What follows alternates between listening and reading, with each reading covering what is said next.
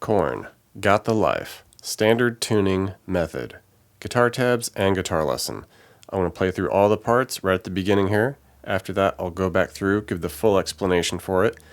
Please hit that subscribe button. It's the best way to let me know that you like this video and you want to see more Korn stuff like this. And now, let's get on into it.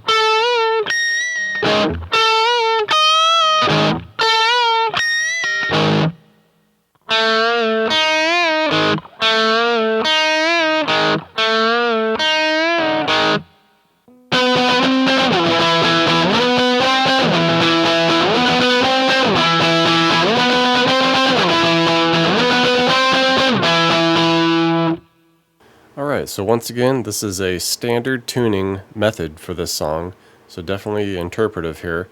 And for the most part, I think it works pretty well because there's a lot of just, higher stuff going on, so it's not that big of a deal that we're, compromising a bit of the drop-tuned, 7-string stuff.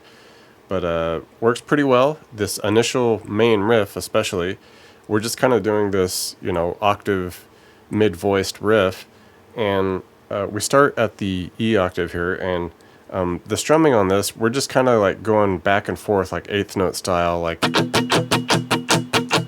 just getting that going. Muting the rest of the strings except for like the A and the G here, and that's just by lightly touching the other strings without pressing down on them, just kind of getting in the way of them so that it keeps them quiet. We just want the A and the G string here. And like I said, we're in this initial E octave, so 7A with the 9 on the G, and we're just strumming away. Drop it down to the 5 and 7 for the D, up to the 8 and 10 for the F. Alright, and now we bring it high. We come up to the 14 and the 16 for that B right there. And right there, we just give it kind of a couple beats, and then up 1 fret, right, for the C at the 15 and the 17. Then we drop it back down to the E at the 7 and 9, and we're kind of starting it over now. All right, down to the 5 and 7, up to the 8 and 10, and we'll take it high again at that 14 and 16. But we just kind of hang out right at that 14 and 16 for the remainder here. Alright, and then we would start the whole thing back over again.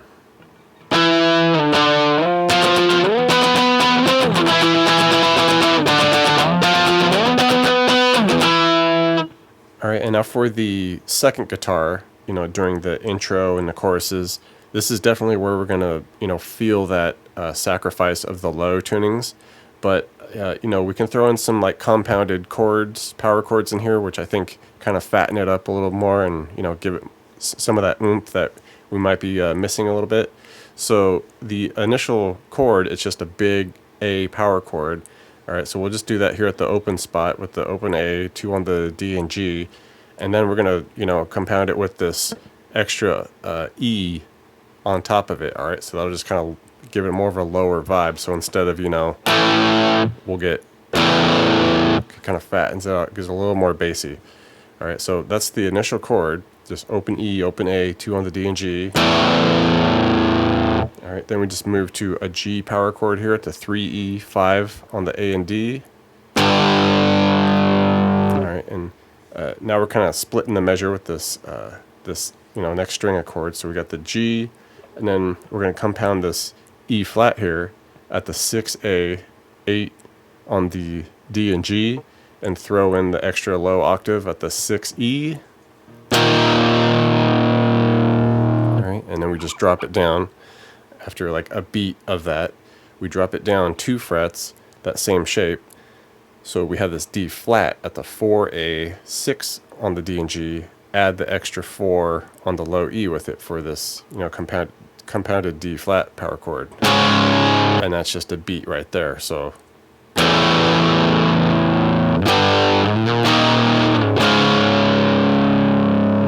right, and once we go through the whole thing, then we get the 2 guitars making kind of a dissonance with each other. Like the first guitar ends on that F, and this one ends on F sharp, just that we kind of get that, dissonant thing hanging there. So we just kind of do that simply here by, once we come up for our D flat there at the 4s and 6s, hit it, then you can just kind of lift off and just hit 4s on the A and the D, just to kind of give part of that F sharp power chord vibe in there, while the other guitar is ringing over the F on top of it. And the final time through for this first guitar, it basically just kind of goes through the whole thing, but once we get into that second run of it and we get to our F, that 8 and 10, we just stop there on that 8 and 10 and just let it hang. So it'd be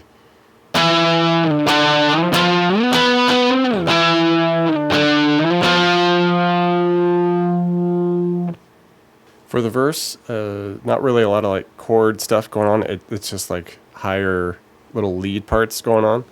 And initially, we're just going to be way up here at the 17 on the B, and then we're going to drop down, hit the 18 on the high E, and then we go 17 high E back to the 17 B.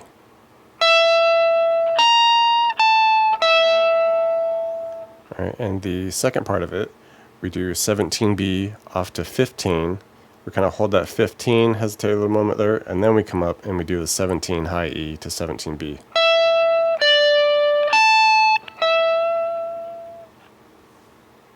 And now just for a little alternate method, if you don't really want to be like playing like high lead stuff during the verse and you'd rather be doing something, around like a chord, you can kind of mimic it pretty well while keeping some like chordage around it.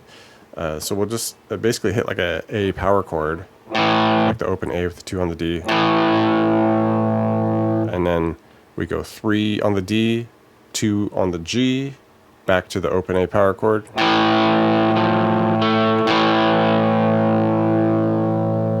Alright, and then the second part we would do the open A power chord, do an open D string to the 2 on the G, back to the open A power chord. Just in case you want to, have an alternate method or something else to do there instead of the high lead stuff. For the bridge, some more kind of funky, higher voiced lead going on. The initial section, we can actually just kind of hang out here and do it. Basically, we're doing a 2nd fret on the B, hold that a moment, and then we'll go open E to 3B. All right, then to 3 on the high E, back to the 2 on the B, and that kind of starts the second run through here, where we hold that a moment, and it's almost the same, but we just kind of don't do as much. We do that 2 on the B, open E, go to the 3B, but then just let that hang. All right, and now we just repeat that whole thing a couple times.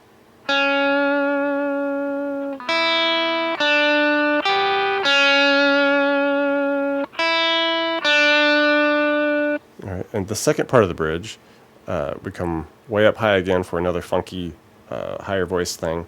And this is kind of a, if you want to do this lead part, that's cool. I'll show you an alternate method if you like. But here we want to do something where we do a bend at the 14 on the G. Just kind of hit it, give it a little slow bend and release. All right, and then after that, we want to drop down, hit this 11 on the high E, and when we hit it, we want to give it a little bit of like a pinch harmonic, just so it kind of gets that real high squeal. After that, we just kind of want this little dissonant stab at like a D flat, or an E flat thing happening. So basically, just come on up and hit 11s on the E and A, right, and just kind of repeat that little riff right there. And if that second part of the bridge is a little too funky or a little too weird, and you want to keep it a little more simplified, you can do an alternate thing here, down kind of in that lower area where the first part of the bridge was, where basically we just do a bend on 2 of the G, come down, do a bend on and release on 4 of the B, and then just come off to 1s on the D and G.